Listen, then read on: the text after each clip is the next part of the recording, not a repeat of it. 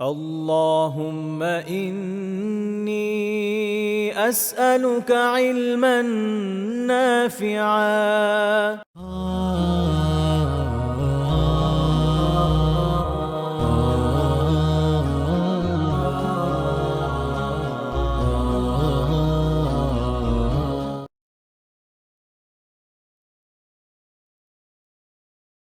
والصلاة وعلى آله وأصحابه أجمعين. اللهم لا سهل إلا ما جعلته سهلا وأنت تجعل الحزن إذا كنت سهلا. أعوذ بالله من الشيطان الرجيم. بسم الله الرحمن الرحيم. إن رحمة الله قريب من المحسنين. সম্মানিত দিনী ভাই বোনেরা, আল্লাহ রাব্বুল আলামিনের দরবারে আমরা অসংখ্য অগণিত শুকরিয়া আদায় করছি যে আল্লাহ সুবহানাহু ওয়া তাআলা আমাদেরকে আবারও দিনী কিছু বিষয়ে কথা বলার এবং শোনার সুযোগ করে দিয়েছেন। আলহামদুলিল্লাহ। তো আমরা এই দার্সটাতে মূলত যে বিষয়গুলো নিয়ে কথা বলি সেটা হচ্ছে ঈমান সংক্রান্ত বিষয়। আজকে সম্ভবত এটা আমাদের চতুর্থ ক্লাস। তো এই চতুর্থ ক্লাসে আমরা ঈমানের আরো কিছু শাখা প্রশাখা নিয়ে কথা শুরু করবো ইনশাআল্লাহ বিইজনিল্লাহ। আমরা গতকালকে যে বিষয়টা নিয়ে কথা বলছিলাম, গত সপ্তাহে ঈমানের কিছু শাখা প্রশাখা নিয়ে। তো আমাদের মধ্যে কেউ আছেন বলতে পারবেন আমরা কোথায় গিয়ে শেষ করছিলাম, ঈমানের কয় নাম্বার উপশাখায়? আমরা একটু দ্রুত রেসপন্স করবো ইনশাআল্লাহ। আমরা ঈমানের কয় নাম্বার উপশাখায় কথা শেষ করছিলাম? একজন লিখছে 10 নম্বর। কেউ যদি বলতে চান আনমিউট করতে পারবেন নিজে থেকেই। আচ্ছা, আজকে আমরা 11 নম্বর উপশাখা থেকে শুরু করবো ইনশাআল্লাহ। তো ঈমানের 11 নম্বর উপশাখা হচ্ছে আল্লাহ তাআলার যে সকল বান্দারা আছেন, এই সকল বান্দাদের মধ্যে তাদের অন্তরে সবসময় আল্লাহ তাআলার ভয় জাগ্রত থাকবে। খাউফুল্লাহি ফিল কলবি। খাউফুল্লাহ মানে হচ্ছে আল্লাহ তাআলার ভয়, ফিল কলবি মানে হচ্ছে অন্তরের মধ্যে, আবাদান সর্বদা। সহজ বাংলায় বলতে গেলে যে নিজের মনের মধ্যে সব সময় আল্লাহ তাআলার ভয় কাজ করা। নিজের মনের মধ্যে সব সময় আল্লাহ তাআলার ভয় কাজ করা, এটা হচ্ছে ঈমানের 11 নম্বর উপশাখা। তো ঈমানের 11 নম্বর উপশাখা কেন বললাম? ঈমানের মূল শাখা হচ্ছে 6টা, মনে আছে তো আপনাদের ইনশাআল্লাহ? একটা ছিল আল্লাহর প্রতি বিশ্বাস, ফেরেশতাদের প্রতি বিশ্বাস, আসমানি কিতাবসমূহের প্রতি বিশ্বাস, নবী রাসূলদের প্রতি বিশ্বাস, তাকদীরের ভালো মন্দের প্রতি বিশ্বাস, আখিরাতের প্রতি বিশ্বাস। এই 6টা হচ্ছে ঈমানের মূল মৌলিক যে 6টা শাখা। আর বাকি যেগুলো আছে এগুলো হচ্ছে এই 6টার আনুষঙ্গিক শাখা বা উপশাখা বলা যেতে পারে আর কি। তো ঈমানের 11 নম্বর উপশাখা বলেন বা শাখা বলেন, সেটা হচ্ছে মনে সব সময় আল্লাহ সুবহানাহু ওয়া তাআলার ভয়টা জাগ্রত থাকা। নিজের মনের মধ্যে সব সময় আল্লাহ সুবহানাহু ওয়া তাআলার ভয়টা জাগ্রত থাকা। এখন দেখা গেল কেউ তিনি আল্লাহ তাআলাকে কিছু সময় ভয় করছেন, কিছু সময় ভয় করছেন না। তার মানে বোঝা গেল তার মধ্যে 11 নম্বর উপশাখার অনুপস্থিতি আছে। 11 নম্বর উপশাখাটা এই বিষয়টা আমাদেরকে এনশিওর করছে যে আমরা সদা সর্বদা আল্লাহ তাআলাকে ভয় করব। জীবনের কিছুটা অংশে আমরা আল্লাহকে ভয় করলাম আর কিছু অংশে গিয়ে আল্লাহকে ভয় করলাম না, সেটা যাতে না হয়। আমরা নামাজ পড়তে যাচ্ছি, কেন নামাজ পড়তে যাচ্ছি? যে নামাজ না পড়লে আল্লাহ সুবহানাহু ওয়া তাআলা আমাদেরকে গুনাহ দিবেন, আমাদের কবিরা গুনাহ হবে, আমাদেরকে শাস্তির সম্মুখীন হতে হবে। এই জায়গায় আমি আল্লাহকে ভয় করলাম। আবার যখন আমি কি উপার্জন করতেছি, সেই উপার্জনের মধ্যে সুদের সাথে সম্পর্ক আমার, ঘুষের সাথে সম্পর্ক আমার, তাহলে আমি মসজিদে আমি আল্লাহকে ভয় করতেছি, কিন্তু আমি আমার কাজের জায়গায় গিয়ে আমি উপার্জনের ক্ষেত্রে আল্লাহকে ভয় করলাম না। তার মানে 11 নম্বর শাখাটা আমার মধ্যে নাই। আমি উপার্জনে আল্লাহকে ভয় করছি, আমি ইবাদতেও আল্লাহ তাআলাকে ভয় করছি, কিন্তু মানুষের সাথে কথা বলতে গিয়ে আমার কথার দ্বারা মানুষকে কষ্ট দিচ্ছি, এখানে গিয়ে আমি তাহলে আল্লাহ তাআলাকে ভয় করলাম না। আমি আমার সবকিছু ঠিক আছে, কিন্তু মাঝে মধ্যে আমি একটু মিউজিক শোনার অভ্যাস আছে, আমি একটু গান শুনি। তো এই গানটা যখন শুনছি, তার মানে হচ্ছে আমি বাকি সবকিছুতে ভয় করলাম, কিন্তু এই জায়গায় এসে আমি আল্লাহকে ভয় করলাম না। এই জায়গায় এসে আমার অন্তরের যে অশান্ত অংশ, এই অশান্ত অংশের আমি অনুসরণ করছি। বলবেন অশান্ত অংশ, এটা আপনাদেরকে বলেছিলাম মনে হয়, যে আমাদের যে অন্তর আছে, এই অন্তরের হচ্ছে দুইটা অংশ। একটা হচ্ছে শান্ত অংশ আর একটা হচ্ছে অশান্ত অংশ। শান্ত অংশ যেটা, এটাকে আরবিতে বলা হয় মুতমাইন্না, প্রশান্ত আত্মা। আর আরেকটা হচ্ছে অশান্ত অংশ, যেটা শয়তানের প্ররোচনায় পড়ে আমাদের মধ্যে ইনফ্লুয়েন্স ক্রিয়েট করে যে আমরা যাতে এই খারাপ কাজগুলো করতে থাকি বা এই খারাপ কাজগুলোর মধ্যে নিজেকে জড়িয়ে ফেলি।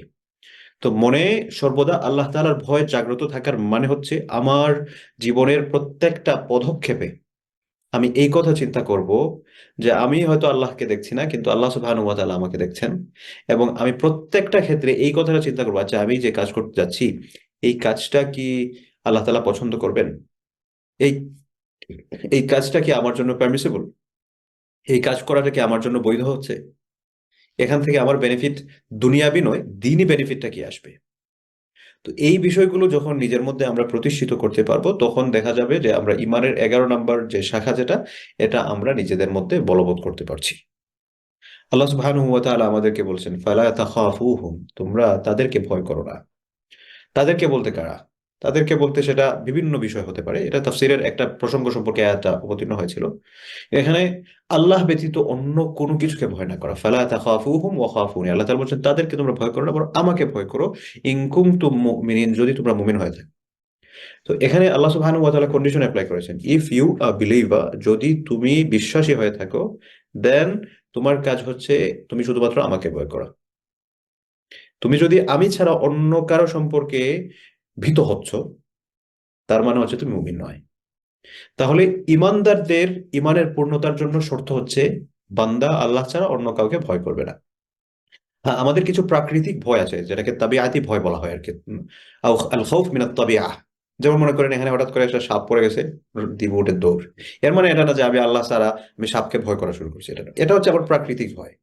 কিন্তু আমার মধ্যে এই ডিটারমিনেশনটা থাকতে হবে যে এই সাপ থেকে আমাকে আল্লাহ তাআলাই বাঁচাবে, আমি নিজেকে বাঁচাতে পারবো না।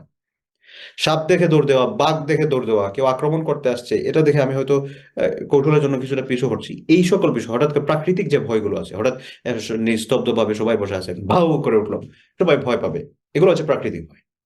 কিন্তু আল্লাহকে ভয় করার মানে কি? আল্লাহকে ভয় করার মানে হচ্ছে আমি আল্লাহর জন্য লড়াই করতে গেছি, লড়াই করতে গিয়ে যাতে ইসলামের বিরুদ্ধ পক্ষের যারা শত্রু আছে তাদেরকে ভয় না করি, যে না সে তো আমাকে মেরে ফেলবে, এই ভয়টা আমি করতে পারি না। আমি উপার্জন করতে গেছি, উপার্জন করতে গিয়ে দেখা যাচ্ছে হালাল এবং হারাম আমি যেখান থেকে উপার্জন করছি সেটা মেনটেন হচ্ছে না, চিন্তা করলাম না আমি এটা আর কন্টিনিউ করবো না, আমি আর এই পেশাটা কন্টিনিউ করবো না, এটার মধ্যে হালাল হারাম মিক্স আছে, সুতরাং আমি এটা কন্টিনিউ করবো না। তার মানে হচ্ছে আপনি আল্লাহ তাআলার ভয় আপনার অন্তরের মধ্যে আছে। কিন্তু যদি দেখা গেল যে না, আচ্ছা এটার মধ্যে হালাল হারামও আছে, মিক্স আছে, তারপরও আপনি কন্টিনিউ করছেন, কেন কন্টিনিউ করছেন? যে আপনার রিজিকের ভয়, যে আমি যদি এই চাকরিটা ছেড়ে দেই তাহলে আমার কি হবে, আমার ফ্যামিলি কিভাবে চলবে, সেখানে গিয়ে আপনি রিজিকের ভয় করলেন।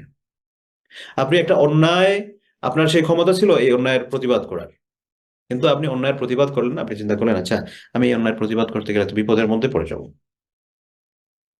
আপনি একটা হালাল প্রতিষ্ঠা করার এবং একটা হারাম থেকে নিজেকে বাঁচিয়ে রাখার আপনার সুযোগ আছে, এবং আপনি এটা আপনার জন্য করাটা ভালো, কিন্তু আপনি সেখানে চিন্তা করলেন আচ্ছা আমি যদি এটা করতে যাই তাহলে আমার অনেক অনেক ক্ষতি হবে, অনেক অনেক ক্ষতি হবে। হ্যাঁ, এখানে আরেকটা বিষয় আছে, যদি দেখা যায় শরিয়াতের ক্ষেত্রে আপনি একটা বিষয় করতে গেছেন, এটা না করে যদি আপনি এটা যদি না করেন তাহলে ইসলামের জন্য এটা ফায়দা হবে, আপনি এটা দিয়ে ভালো কিছু করতে পারবেন, সেটা ভিন্ন বিষয়। কিন্তু ইন দ্য সোসাইটি এমন কোনো কাজ আপনি করতে গেলেন যে কাজটা আপনার করার ক্ষমতা আছে, এবং আপনি এটা করলে ভালো হবে সোসাইটির জন্য, ইসলামের জন্য ভালো হবে, কিন্তু আপনি চিন্তা করলেন আচ্ছা আমি যদি এটা করতে যাই আমার তো এই দিক দিয়ে লস হচ্ছে। তার মানে আপনি আল্লাহকে ভয় না করে সোসাইটিকে ভয় করছেন, আপনি আল্লাহকে ভয় না করে আপনি আপনার স্ট্যাটাসকে ভয় করছেন। তো ফালা তাখাফুহুম ওয়া খাফুনি, আল্লাহ তাআলা বলছেন তোমরা তাদেরকে ভয় করো না, তুমি তোমার রিজিককে ভয় করো না, তুমি তোমার চাকরিকে ভয় করো না, তুমি তোমার ব্যবসাকে ভয় করো না, তুমি তোমার সোসাইটিকে ভয় করো না, তুমি তোমার স্ট্যাটাসকে ভয় করো না। ইন কুনতুম মুমিনিন, যদি তোমরা মুমিন হও তোমার ভয় থাকবে শুধুমাত্র আমার জন্য, তুমি শুধুমাত্র আমাকে নিয়ে ভীত হবে। আল্লাহ কি মনে করছেন, দুনিয়ার অন্যান্য তাবৎ মানুষ কি মনে করছে, আমি এটা I have nothing to think about this, এ সকল বিষয় নিয়ে আমার কিছুই নাই চিন্তা করার, এই ফিলিংসটা আমার মধ্যে বলবৎ করতে হবে। আমার বুঝতে হবে যে না, আমি এই সকল বিষয় it doesn't matter to me, only one thing matter to me, একটা বিষয় শুধুমাত্র আমার কাছে ম্যাটার করে, that what the opinion of Allah সুবহানাহু ওয়া তাআলা, আল্লাহর মত কি ব্যাপারে, আল্লাহ আমার জন্য কোনটা প্রায়োরিটি দিয়েছেন। এই বিষয়টা যখন আমরা এনশিওর করতে পারবো, তখন কি ইমানের এই 11 নম্বর শাখাটা আমাদের মধ্যে বলবৎ হবে। এরপর আল্লাহ সুবহানাহু ওয়া তাআলা বলছেন, ফালা তাখশাউন নাস, তোমরা মানুষকে ভয় করো না, ওয়াখশাউনি, আমাকে ভয় করো। এরপর আল্লাহ সুবহানাহু ওয়া তাআলা অন্য আরেকটা আয়াতের মধ্যে বলেছেন, আহ ওয়া ইয়ায়া ফারহাবুন, লম্বা একটা আয়াত, এটা শেষাংশে এসে আল্লাহ সুবহানাহু ওয়া তাআলা বলেছেন, ওয়া ইয়ায়া ফারহাবুন, তোমরা ইয়ায়া আমাকেই, ফারহাবুন ভয়টা তোমাদের খাউফ, তোমরা স্ক্যার হবে, তোমাদের ফেয়ার থাকবে একমাত্র আমার কেন্দ্রিক, অন্য কোনো দিকেই নয়। কারণ আল্লাহকে ভয় করাই হচ্ছে ইমানদারের সিফাত। এরপর আল্লাহ সুবহানাহু ওয়া তাআলা মুমিনদের আরেকটা সিফাত সম্পর্কে আলোচনা করতে গিয়ে বলেছেন, ওয়াহুম মিন খাশিয়াতিহি মুশফিকুন।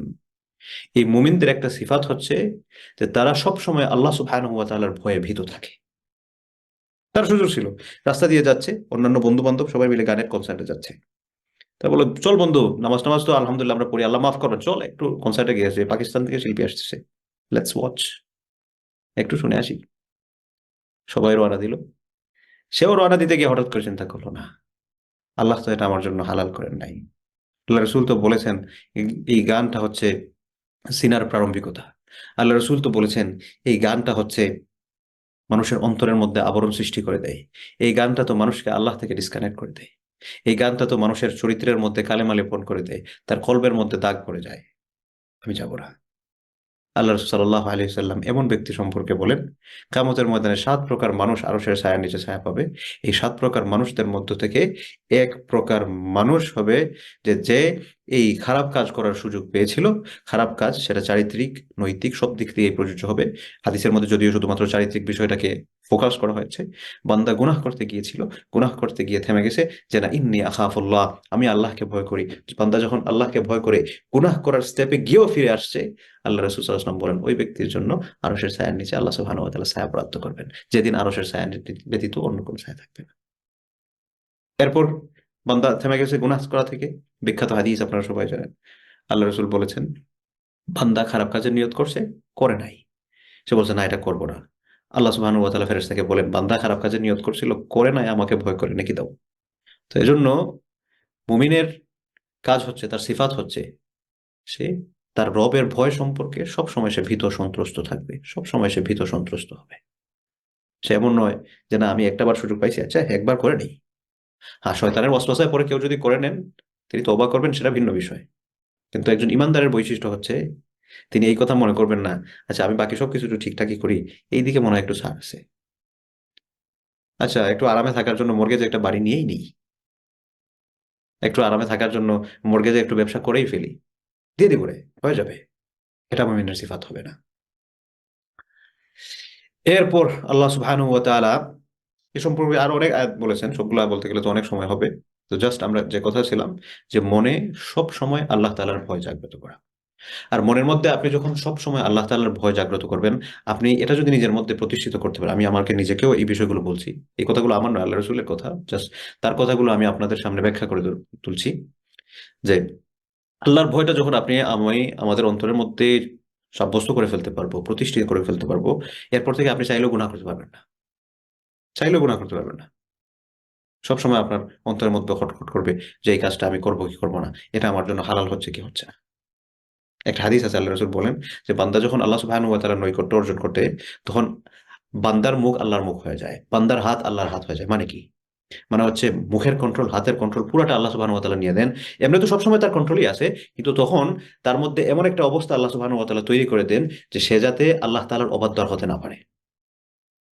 আর এই জিনিসটা যদি আমরা অর্জন করতে পারি, দুনিয়া কামিয়াব, আখিরাতও কামিয়াব। যাই হোক, এরপর আল্লাহ তাআলার ভয় সম্পর্কে কথা বলতে গিয়ে রাসূলুল্লাহ সাল্লাল্লাহু আলাইহি ওয়াসাল্লাম ফেরেশতা এই সাহাবায়ে কেরামদেরকে এবার উদ্দেশ্য করে বলছিলেন, সাহাবায়া লাউ তা'লামুনা মা আ'লামু, আমি যা জানি তোমরা যদি তা জানতে, লা দাহিকতুম কালিলান, তাহলে তোমরা হাসতে কম, ওয়ালা বাকাইতুম কাসীরান, এবং তোমরা কাঁদতে বেশি। যে এই কিয়ামতের ভয়াবহতা, আল্লাহ রাসূল তো মেরাজে গিয়েছিলেন, সবকিছু দেখে আসছেন। তো সাহাবাদেরকে উদ্দেশ্য করে বলছেন যে আমি যে বিষয়গুলো জানি, যে বিষয়গুলো দেখে আসছি, এই বিষয়গুলো যদি তোমরা দেখতে, তোমরা হুবহু এই বিষয়গুলো আঁচ করতে পারতে, তাহলে এই যে আজকে তোমরা হাসাহাসি করতেছো বেশি, তো এই হাসাহাসিটা তোমাদের জন্য অনেকটা কমে যেত, তোমরা হাসতে কম, কাঁদতে বেশি। তো যাই হোক, তো আমরা 11 নম্বর ইমানের শাখাটা কি পেলাম, যে মনের মধ্যে সব সময় আল্লাহ সুবহানাহু ওয়া তাআলার ভয়টা জাগ্রত করা। 12 নম্বর ইমানের শাখা হচ্ছে আল্লাহ সুবহানাহু ওয়া তাআলা সম্পর্কে জন্নে হাসান রাখা। জন্নে হাসান মানে কি? সুধারণা রাখা। আল্লাহ সুবহানাহু ওয়া তাআলা সম্পর্কে সুধারণা রাখা। সুধারণা মানে কি? যে আল্লাহ তাআলা এটা আমার সাথে করবেন, আল্লাহ তাআলা আমাকে মাফ করে দিবেন, আল্লাহ তাআলা আমার উপর দয়া করবেন, তার প্রতি মানে যত পজিটিভ এটা যাতে না করি, কাম সারছে, আল্লাহ তো আমার মাফ করবেন না রে। এই যে কাম করছি, আমার তো আসলে ক্ষমা নাই, এই চিন্তা যাতে না আসে। বরং আমরা সব সময় আল্লাহ সুবহানাহু ওয়া তাআলা, আমি অপরাধ করে ফেলছি, তার মানে এটা না যে আল্লাহ মাফ করার জন্য বসে আছেন, তাইলে চলো একটু পাপ করে আসি, এটা যাতে না হয়। আল্লাহর প্রতি সুদারণ ধারণা রাখার মানে হচ্ছে যে পাপ করে ফেলছি, আল্লাহ তাআলা ক্ষমাশীল, ইনশাআল্লাহ ক্ষমা করবেন, এটা যাতে হয়। এবং শুধুমাত্র পাপের ক্ষেত্রে নয়, এই মেইনটেনেন্স সমস্ত সবকিছু, তিনি যে আমাদের খালিক, তিনি আমাদের মালিক, তিনি আমাদের প্রোভাইডার, সাস্টেইনার, সমস্ত সবকিছু, এই প্রত্যেকটা ক্ষেত্রে আমরা যাতে আল্লাহ সুবহানাহু ওয়া তাআলার প্রতি সুধারণা রাখি এবং তিনি আমাদের প্রতি সব সময় সদয়, দয়াবান, এই বিষয়টা যাতে আমাদের কনসেপ্ট থাকে। সাহাবায়ে কেরাম একবার আল্লাহ রাসূলকে বললেন, ইয়া রাসূলুল্লাহ, আপনি আল্লাহ তাআলার কাছে কেন একটু আমাদের জন্য দোয়া করেন না, আমরা তো কষ্টে আছি। রাসূলুল্লাহ আলাইহি ওয়াসাল্লাম বললেন যে তোমাদের পূর্বে এমনও জাতি ছিল যারা তাদের নবীদেরকে জীবন্ত কেটে মাঝখান দিয়ে টুকরা করে ফেলছিল, তোমরা তো এই অবস্থা নয়। এমনও জাতি ছিল যে দেখা যাচ্ছে লোহার চিরুনি দিয়ে শরীরের মধ্যে আছড়িয়ে মাংস জীবিত অবস্থায় তুলে ফেলতো, তোমরা তো এই অবস্থা করো নাই, সুতরাং তাড়াহুড়া করো না। তবে হ্যাঁ, আল্লাহ তাআলার প্রতি সুধারণা রাখতে হবে। কি রাখতে হবে? ইন্না রাহমাতাল্লাহি কারীব, নিশ্চয় আল্লাহ সুবহানাহু ওয়া তাআলার অনুগ্রহ খুবই নিকটবর্তী। ইন্না রাহমাতাল্লাহি, নিশ্চয় আল্লাহ সুবহানাহু ওয়া তাআলার অনুগ্রহ, কারীবুন, কারীব মানে হচ্ছে খুবই খুবই ক্লোজ। এবং কোথা থেকে ক্লোজ? মিনাল মুহসিনিন, যারা মুহসিন, যারা সৎ চরিত্রবান, যারা আল্লাহ সুবহানাহু ওয়া তাআলা, যারা আল্লাহ ওয়ালা যাদেরকে বলা হয়, এদের খুবই খুবই নিকটবর্তী। হ্যাঁ, আল্লাহ তাআলা হয়তো আমাকে টেস্ট করছেন, অথবা এটা আমার জন্য ভালো না, কিন্তু আল্লাহ সুবহানাহু ওয়া তাআলার অনুগ্রহগুলো তিনি সবসময় আমাদেরকে দিয়ে যাচ্ছেন, এই সুধারণাটা আমাদের জন্য রাখা। তো 12 নম্বর ইমানের শাখা হচ্ছে আল্লাহর প্রতি আমাদের সুধারণা রাখতে হবে। এরপর আল্লাহ সুবহানাহু ওয়া তাআলা এ ব্যাপারে আরেকটা আয়াতের মধ্যে বলছেন, কুল ইয়া ইবাদিয়াল্লাযীনা আসরাফু আলা আনফুসিহিম, কুল, হে নবী আপনি বলে দিন, ইয়া ইবাদি, হে আমার বান্দাগণ। আল্লাহ তাআলা আমাদেরকে উদ্দেশ্য করে বলছেন, হে আমার বান্দাগণ, আল্লাযীনা আসরাফু আলা আনফুসিহিম, আল্লাযীনা, যারা, আসরাফু, ইসরাফ শব্দের অর্থ হচ্ছে অপব্যয় করা, কিন্তু এখানে অর্থ হবে নিজের সাথে বাড়াবাড়ি করা, মানে নিজে গুনাহ করে ফেলা। আল্লাযীনা আসরাফু আলা আনফুসিহিম, যারা তাদের নিজেদের উপর বাড়াবাড়ি করেছে, জুলুম করেছে, গুনার সাথে জড়িয়ে পড়েছে। লা তাকনাতু মির রাহমাতিল্লাহ, তারা যাতে আল্লাহ সুবহানাহু ওয়া তাআলার অনুগ্রহ থেকে নিরাশ না হয়। লা তাকনাতু, তোমরা নিরাশ হও না, মিন রাহমাতিল্লাহ, আল্লাহ তাআলার অনুগ্রহ থেকে। ইন্নাল্লাহা ইয়াগফিরুদ যুনুবা জামিআ, সুবহানাল্লাহ। ইন্নাল্লাহা, নিশ্চয় আল্লাহ তাআলা, ইয়াগফিরুদ যুনুবা, ইয়াগফিরু, ক্ষমা করে দিবেন, যুনুবা, গুনাহগুলো। কেমন গুনাহ? জামিআ, সমস্ত সবকিছু। আল্লাহু আকবার, আল্লাহু আকবার। কেমন রব আমাদের, কেমন খালিক আমাদের, কেমন মালিক আমাদের। এই মালিকের জন্য আসলে আমরা কতটুকু কি করছি, কতটুকু কি করছি। সুবহানাল্লাহ। এই যে আমি আপনাদের সাথে কথা বলছি, আল্লাহ তাআলা আমাকে মুখ দিয়েছেন, আমাকে চোখ দিয়েছেন, আপনাদেরকে কান দিয়েছেন, চোখ দিয়েছেন, মুখ দিয়েছেন। এমনিতে হঠাৎ করে আমি আপনাকে বললাম যে মনে করেন এই মুহূর্তে আমাদের এখানে যে সকল ভাই বোনেরা আছেন, 88 ব্রাদার্স এন্ড সিস্টার্স, জানতে বললাম, জাহিদ ভাই, আমি আপনাকে একটু 2 কোটি টাকা দিতে চাই, আমি আপনাকে 2 কোটি টাকা দিতে চাই। জাহিদ ভাই তো খুশি। অথবা জাহিদ ভাই আমাকে বললেন, আমাকে তিনি 2 কোটি টাকা দিতেছেন, আমি তো খুব খুশি। এই 2 কোটি টাকা দিয়ে আমি সুন্দর গাড়ি, সুন্দর বাড়ি, সুন্দর অনেক কিছুই, সমস্ত সবকিছু আমি মেনটেন করব। জীবনের অন্যতম একটা অ্যাসেট হচ্ছে টাকা। তো এই টাকার আমি পাচ্ছি, খুব খুশি।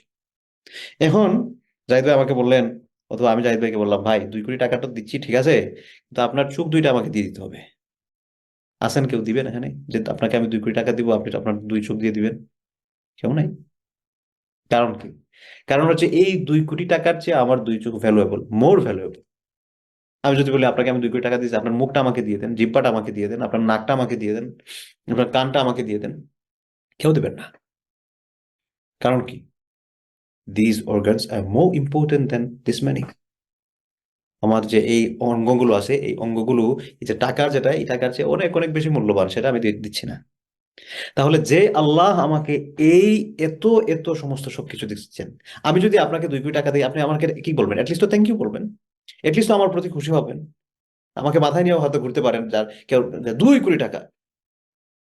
অথচ এই 2 কোটি টাকা তো জাস্ট একটা নাম্বার বললাম আর কি, এর চেয়ে অনেক অনেক দামি যে অর্গানগুলো আমি প্রত্যেকদিন আমি নিয়ে ঘুরতেছি, এই অর্গানগুলো যিনি আমাকে দিচ্ছেন, তার প্রতি আমরা কতটুকু থ্যাঙ্কফুল, কতটুকু থ্যাঙ্কফুল আমরা তার প্রতি হলাম, কবে সর্বশেষ আল্লাহ সুবহানাহু ওয়া তাআলাকে বলছেন বলেন তো যে ও আল্লাহ থ্যাংক ইউ, আপনি আমাকে যা যা দিছেন আল্লাহ আমি আপনার শুকরিয়া আদায় করছি। I don't deserve this. আপনি আমাকে আমি এগুলো আসলে ডিজার্ভ করি না, আপনি যে আমাকে দয়া করে এত এত কিছু দিয়েছেন আল্লাহ আপনাকে আমি ধন্যবাদ জানাই, থ্যাংক ইউ আল্লাহ। সর্বশেষ কবে বলছেন একটু চিন্তা করুন তো। বলবেন না আমরা তো প্রশংসা করতেছি আলহামদুলিল্লাহ রাব্বিল আলামিন, বুঝে কবে সর্বশেষ প্রশংসা করছেন? সর্বশেষ কবে ফিল করতে পারছেন যে আমি বলতেছি আলহামদুলিল্লাহ রাব্বিল আলামিন, সমস্ত প্রশংসা ওই আল্লাহ তাআলার যিনি লর্ড অফ দ্য ইউনিভার্স। এই বিষয়গুলো আমাদের চিন্তা করা দরকার। এই জন্য আল্লাহ সুবহানাহু ওয়া তাআলা বলছেন আমাদেরকে, বান্দা তুই আমার কথা শুনস কি শুনস না, যে অবস্থায় আসস ডাজন্ট ম্যাটার। নিজের উপর জুলুম করেছো, আল্লাযীনা আসরাফু আলা আনফুসিহিম, নিজের উপর জুলুম করে বসে আছো, লা তাকনাতু মির রাহমাতিল্লাহ, তোমরা আল্লাহর রহমত থেকে নিরাশ হও না। ইন্নাল্লাহা ইয়াগফিরু যুনুবা জামিআ, নিশ্চয় ইন্না শব্দ ব্যবহার করেছেন, শুধু বলেন না লা ইয়াগফিরু যুনুবা যে তিনি ক্ষমা করে দিবেন, না করে বলছেন নিশ্চয়, ইনডিড হি উইল ফরগিভ। ইন্নাল্লাহা, নিশ্চয় আল্লাহ তাআলা, ইয়াগফিরু যুনুবা জামিআ, he will forgive all the sins. সুবহানাল্লাহ। এবং বলতেছেন এই যে আহ, এমনিতেই রাগ করে ক্ষমা করে দিবেন এরকম নয়, বরং ইন্নাহু হুয়াল গাফুর আর রাহিম, ইন্নাহু নিশ্চয় তিনি আল গাফুর ক্ষমাশীল, রাগ করে ক্ষমাশীল নয়, রাহিম দয়াবান ক্ষমাশীল। তার মানে এটা নয় যে আল্লাহ আমাকে ক্ষমা করে দিবেন এজন্য লেটস ডু দিস, চলো কিছু গুনাহ করে আসি, এরকম নয়। কারণ এটা যদি আবার চিন্তা করি তাহলে কিন্তু আল্লাহ তাআলার আরেকটা সিফাত আছে কাহ্হার, জব্বার, আজিজ, তখন কিন্তু সেই দিকে চলে যাবে। যাই হোক, তো আল্লাহ সুবহানাহু ওয়া তাআলার প্রতি সুধারণা রাখা যে তিনি আমাদেরকে ক্ষমা করে দিবেন বা তার প্রতি আমাদের সবসময় সুধারণা থাকবে। রাসূলুল্লাহ সাল্লাল্লাহু আলাইহি ওয়াসাল্লাম একটা হাদিসের মধ্যে বলেন যে লা ইয়ামুতুন্না আহাদুকুম ইল্লা ওয়া হুয়া ইহসিনু যান্না বিল্লাহ, তোমাদের মধ্য থেকে কেউ যেন মারা না যায়। লা ইয়ামুতুন্না আহাদুকুম, তোমাদের কেউ যাতে মারা না যায় এমত অবস্থায় যে তার আল্লাহর প্রতি সুধারণা নাই, বরং সে যখন মারা যায় সে যাতে আল্লাহ তাআলার প্রতি এই সুধারণাটা নিয়ে মারা যায়, আল্লাহ দুনিয়া থেকে তো চলেই যাচ্ছি, জানি না কত কিছু করলাম, কিন্তু আল্লাহ তুমি গফুর, তুমি ক্ষমাশীল, তুমি রাহিম, তুমি দয়াবান, তুমি আমাকে ক্ষমা করে দিবে, তুমি আমাকে প্রোটেকশন দিবে, তুমি আমার কবরের আযাব মাফ করে দিবে, তুমি আমার পুলসিরাত সহজ করে দিবে, তুমি আমার হাসর সহজ করে দিবে, তুমি আমার জান্নাত সহজ করে দিবে, তুমি আমার হিসাব সহজ করে দিবে, তুমি আমার শাফাআত সহজ করে দিবে, তুমি আমার হাউজে কাউসার সহজ করে দিবে, আমি তোমাকে দেখাটা তুমি আমাকে সহজ করে দিবে। এই ধারণাগুলো যাতে আমরা নিয়ে যেতে পারি। আরেকটা হাদিসে কুদসির মধ্যে আল্লাহ রাসূল সাল্লাল্লাহু আলাইহি ওয়াসাল্লাম বলেন, হাদিসে কুদসি কাকে বলে বলেন তো একজন কুইকলি? আচ্ছা, মানে কথাটা হচ্ছে আল্লাহ সুবহানাহু ওয়া তাআলা, এবং এটা বর্ণনা করতে হচ্ছে রাসূল সাল্লাল্লাহু আলাইহি ওয়াসাল্লাম। জাযাকুমুল্লাহু খাইরান। ঠিক আছে ঠিক আছে, আমরা অফ করে দিই মাইকগুলো, সবাই অফ করে দিই। রাসূল সাল্লাল্লাহু আলাইহি ওয়াসাল্লাম বলেন একটা হাদিসে কুদসিতে, ইয়াকুলুল্লাহু আযজা ওয়া জাল, আল্লাহ সুবহানাহু ওয়া তাআলা বলেন আনা ইনদা যান্নি আবদি বি, আনা, আনা মানে হচ্ছে আমি, ইনদা যান্নি আবদি আমার বান্দার ধারণার নিকট, বান্দা আমাকে যেভাবে ধারণা করে আমি তার কাছে ওরকম। ওয়া আনা মাআহু, এবং আমি তার সাথে হিনা ইয়াযকুরুনি, সে যখন আমাকে স্মরণ করে তখন আমি তার সাথে থাকি। তাই জন্য আল্লাহর সাথে যদি আমরা বন্ধুত্ব চাই, আল্লাহর সাথে যদি আমরা ফ্রেন্ডশিপ চাই, আমাদের সাথে যদি আল্লাহ সুবহানাহু ওয়া তাআলাকে রাখতে চাই, আল্লাহ তাআলার সাথে বন্ধুত্ব করা, আল্লাহ তাআলার সাথে আমার সম্পর্ক বিল্ড আপ করা, আল্লাহ তাআলাকে সাথে রাখার ভেরি সিম্পল সলিউশন হচ্ছে আল্লাহ সুবহানাহু ওয়া তাআলা জিকির করা। তাইলে মনে করেন আপনি আল্লাহর সাথে আছেন। আমরা যখন আমাদের ভালোবাসার মানুষদের সাথে থাকি আমাদের মন ভালো থাকে, রাইট? এটা আমাদের one of the most beautiful time বা পিসফুল টাইম হয়, যে আমি আমার যাকে পছন্দ করি, যার সাথে আমার পিস অফ মাইন্ড থাকে, যার সাথে থাকলে এই মানুষের সাথে চলাফেরা করতেও ভালো লাগে।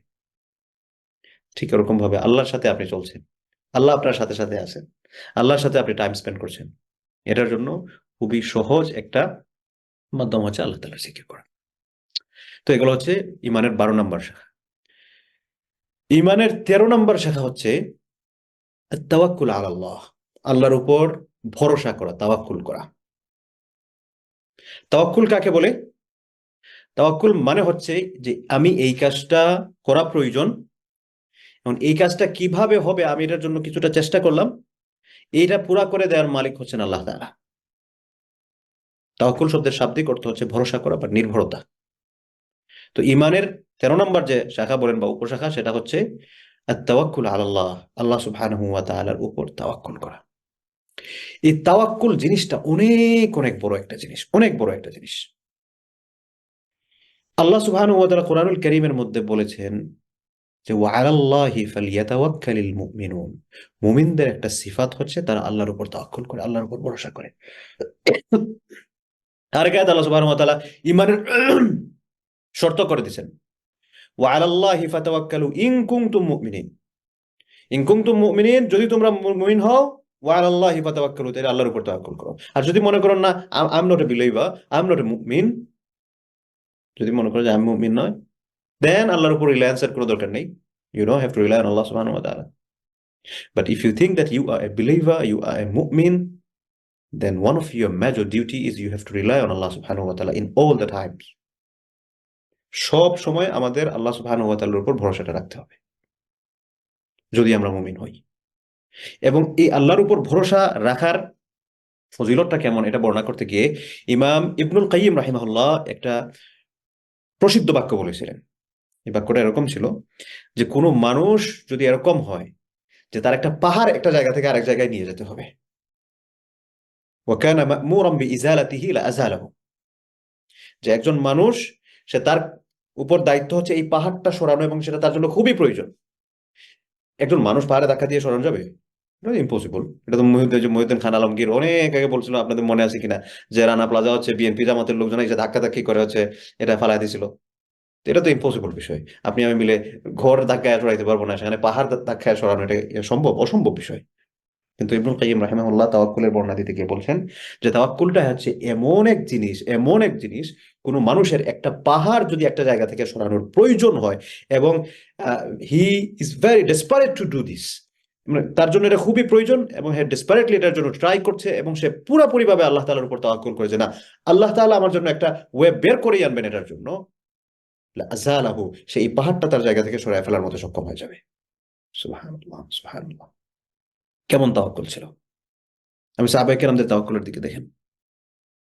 আবু বকর রাদিয়াল্লাহু আনহু তাবুক যুদ্ধে আল্লাহ রাসূল বলছেন যে যার যে ক্ষমতা আছে দান করো, যার যে ক্ষমতা আছে দান করো। সবাই দান করতেছেন। উমর রাদিয়াল্লাহু আনহু আবু বকর রাদিয়াল্লাহু আনহুর সাথে প্রতিযোগিতা করতেন যে আমি আবু বকরের চেয়ে দান করতে যাব। অনেকদিন ধরে চেষ্টা করছেন কিন্তু পারেন না। এই যুদ্ধে আল্লাহ রাসূল যখন ঘোষণা দিলেন, উমর চিন্তা করলেন এই যুদ্ধে আমি আবু বকরের চেয়ে বেশি চলে যাব, আমি আবু বকরের চেয়ে বেশি দান করব। তিনি উনার পুরো সম্পদকে 2 ভাগ করে 1 ভাগ নিয়ে আসলেন। এসে আল্লাহ রাসূলকে দিয়ে দিলেন যে আমার সম্পদের পুরো 2 ভাগের 1 ভাগ আমি নিয়ে আসছি, অর্ধেক করে। কিছুক্ষণ পর দেখা গেল আবু বকর রাদিয়াল্লাহু আনহু আসছেন অল্প কিছু জিনিসপত্র নিয়ে। উমর রাদিয়াল্লাহু আনহু তো মহা খুশি, আজকে আমি আবু বকরে হারাই দিলাম, আবু বকরকে আমি হারিয়ে দিয়েছি আজকে। আবু বকর রাদিয়াল্লাহু আনহু এই অল্প জিনিসপত্র নিয়ে এসে আল্লাহ রাসূলের কাছে রাখলেন। আল্লাহ রাসূল সাল্লাল্লাহু আলাইহি ওয়াসাল্লাম জিজ্ঞেস করলেন, আবু বকর কি নিয়ে আসছো? আবু বকর রাদিয়াল্লাহু আনহু বলেন, ইয়া রাসূলুল্লাহ, বেশি কিছু নিয়ে আসতে পারি নাই, তবে ঘরে যা কিছু ছিল সমস্ত সবকিছু নিয়ে আসছি। আল্লাহ রাসূল জিজ্ঞেস করলেন, তাহলে ঘরে সবকিছু নিয়ে আসছো, ঘরে কি রেখে আসলা তাইলে তোমার ঘরের মানুষদেরকে? আবু বকর রাদিয়াল্লাহু আনহু বলেন, ইয়া রাসূলুল্লাহ, আল্লাহ এবং তার রাসূলকে রেখে আসছি। তাওয়াক্কুলের মিসাল এখান থেকে গ্রহণ করুন। আসলে কথায় কথা লম্বা হয়ে যায়। আবু বকর রাদিয়াল্লাহু আনহু, তার উপাধি সিদ্দিক, আমরা সবাই তার নামটা জানি। সিদ্দিক মানে কি? যিনি সত্যায়ন করেন। তো আবু বকর রাদিয়াল্লাহু আনহুর এই উপাধিটা সিদ্দিক কেন আসলো? কারণ হচ্ছে রাসূলুল্লাহ সাল্লাল্লাহু আলাইহি ওয়াসাল্লাম বলেন, ইসলামের যতগুলা বিষয় ঈমান আনা থেকে শুরু করে আবু বকর রাদিয়াল্লাহু আনহুর কাছে পৌঁছেছে without any kind of question, without any kind of hesitation. Abu Bakr রাদিয়াল্লাহু আনহু এটাকে অ্যাকসেপ্ট করছেন। একটা মুহূর্তের জন্য তিনি চিন্তা করেন, আচ্ছা এটা কি সত্যি নাকি, এটা কি হয়েছে নাকি, জাস্ট আল্লাহ রাসূল বলেছেন, দ্যাটস ইট, কোনো কথা নাই আর। আল্লাহ রাসূল সাল্লাল্লাহু আলাইহি ওয়াসাল্লাম যখন নবী হলেন, পুরুষদের মধ্যে গিয়ে যখন আবু বকর রাদিয়াল্লাহু আনহুকে বললেন যে আল্লাহ তো আমাকে এই বিষয় দিয়েছেন, বলেছেন মানুষরা যাতে আমার উপর ঈমান আনে। আবু বকর রাদিয়াল্লাহু আনহু কোনো প্রকার কোয়েশন ছাড়া, without any kind of asking anything, Abu Bakr রাদিয়াল্লাহু আনহু আল্লাহ রাসূলের উপর ঈমান এনে আসেন। মেরাজের সময় রাসূলুল্লাহ সাল্লাল্লাহু আলাইহি ওয়াসাল্লাম যখন মেরাজ থেকে আসলেন, এসে লোকদেরকে বললেন এরকম এরকম, মক্কার কাফের মুশরিকরা ঠাট্টা মশকরা করছে, এই মুহাম্মদ নাকি একদিনে এখান থেকে চলে গেছে মসজিদে আকসা থেকে সপ্ত আকাশে, সমস্ত সবকিছু নাকি এই একদিনের এক রাতের মধ্যে হয়ে গেছে, মুহাম্মদ তো আরো বড় পাগল হয়ে গেছে। এই খবর কি আবু বকর রাদিয়াল্লাহু আনহুর কাছে এক মুশরিক ব্যক্তি বলল, জানো তোমার বন্ধু মোহাম্মদ এরকম এরকম বলছে। আবু বকর রাদিয়াল্লাহু আনহু বললেন, এই কথা মুহাম্মদ সাল্লাল্লাহু আলাইহি ওয়াসাল্লাম বলছেন? হ্যাঁ, মোহাম্মদ বলছেন। হ্যাঁ, ঠিক আছে, মোহাম্মদ যদি বলে থাকেন তাহলে ঠিক। সিদ্দিক আকবর, সুবহানাল্লাহ, সুবহানাল্লাহ, সুবহানাল্লাহ। যাই হোক, তো বলছিলাম আল্লাহর উপর তাওয়াক্কুল করা ইমানের হচ্ছে 13 নম্বর শাখা, তাওয়াক্কুল আলাল্লাহ, আল্লাহ সুবহানাহু ওয়া তাআলার উপর ভরসা করা। এবং আপনি যখন আল্লাহ সুবহানাহু ওয়া তাআলার উপর ভরসা করবেন, আল্লাহ সুবহানাহু ওয়া তাআলা বলছেন, ওয়া মান ইয়াতাওয়াক্কাল আলাল্লাহ ফাহুয়া হাসবুহ, যে ব্যক্তি আল্লাহর উপর ভরসা করে আল্লাহ তাআলা তার জন্য যথেষ্ট হয়ে যান। যে ব্যক্তি ওয়া মান ইয়াতাওয়াক্কাল আলাল্লাহ, যে ব্যক্তি আল্লাহর উপর ভরসা করে, ফাহুয়া হাসবু, তিনি আল্লাহর জন্য যথেষ্ট হয়। এই ব্যক্তি আল্লাহ ওই ব্যক্তির জন্য, সরি আমি উল্টা বলে ফেলছি, আল্লাহ তাআলা ওই ব্যক্তির জন্য যথেষ্ট হয়ে যান। এখন আপনি একটা চিন্তা করেন, একটা কাজ আপনার করতে হবে, আল্লাহ তাআলা বলছেন ঠিক আছে তোর এই কাজটা করতে হবে, আমি তোর কাজ করে দিচ্ছি। সিচুয়েশনটা বুঝতে পারছেন? সুবহানাল্লাহ। এজন্য আল্লাহ সুবহানাহু ওয়া তাআলা আমাদেরকে বলছেন, ওয়া মান ইয়াতাওয়াক্কাল আলাল্লাহ, যে ব্যক্তি আল্লাহর উপর তাওয়াক্কুল করে, ফাহুয়া হাসবুহ, তিনি তার জন্য যথেষ্ট হয়ে যান। এজন্য প্রিয় ভাই বোনেরা, যে কোনো হার্ড সিচুয়েশন বা ইজি সিচুয়েশন, আমরা যাতে আল্লাহর উপর তাওয়াক্কুলটা করি। আমার এই কাজটা করা দরকার, কিভাবে হবে চিন্তা করে করে একবারে ফাটাই ফেলতেছে মাথা।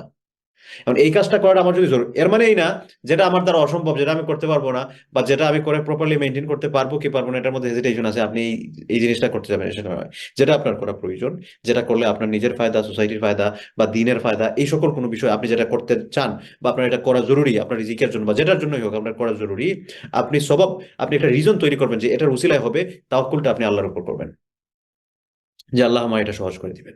আর যখনই আপনি এই কাজটা করতে পারবেন, তখন আল্লাহ সুবহানাহু ওয়া তাআলা আমাদেরকে উদ্দেশ্য করে বলছেন, ইন্নাল্লাহা বালিগু আমরি, বান্দা তুমি আমার উপর তাওয়াক্কুল করছো, আমি তোমার জন্য যথেষ্ট হচ্ছি, এটা আমি শেষ করেই দিব।